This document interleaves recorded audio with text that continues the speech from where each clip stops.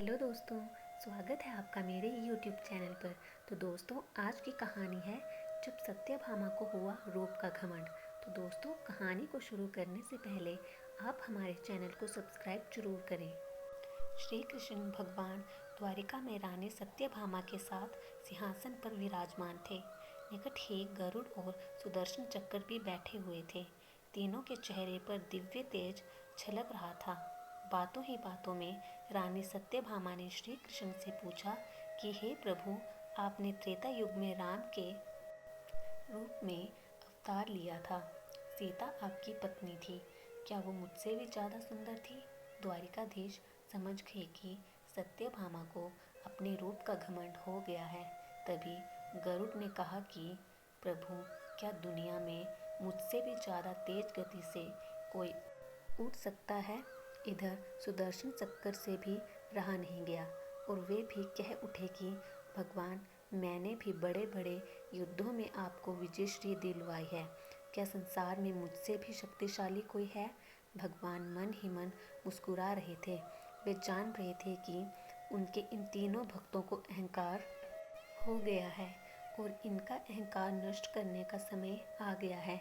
ऐसा सोचकर उन्होंने गरुड़ से कहा कि हे गरुड़, तुम हनुमान के पास जाओ और कहना कि भगवान राम सीता के साथ उनकी प्रतीक्षा कर रहे हैं। गरुड़ भगवान की आज्ञा लेकर हनुमान को लाने चले गए। इधर श्री कृष्ण ने सत्यभामा से कहा कि देवी, आप सीता के रूप में तैयार हो जाएं। और सवेर द्वारिकाधीश ने राम का रूप धारण कर लिया।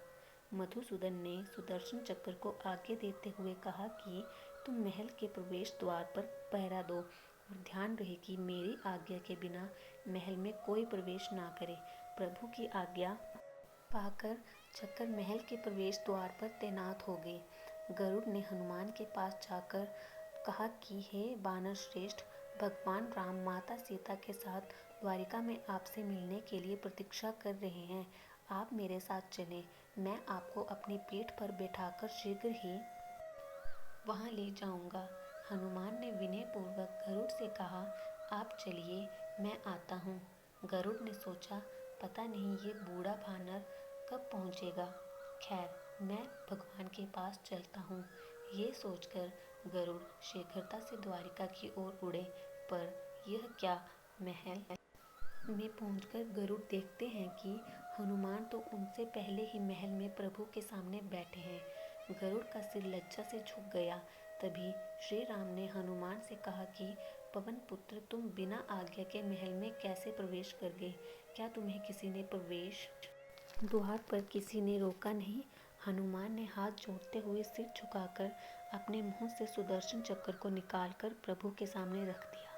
हनुमान ने कहा कि प्रभु, आपसे मिलने से मुझे इस चक्कर ने रोका था, इसलिए इसे मुंह में रख मैं आपसे मिलने आ गया। मुझे क्षमा करें। भगवान मन ही मन मुस्कुराने लगे।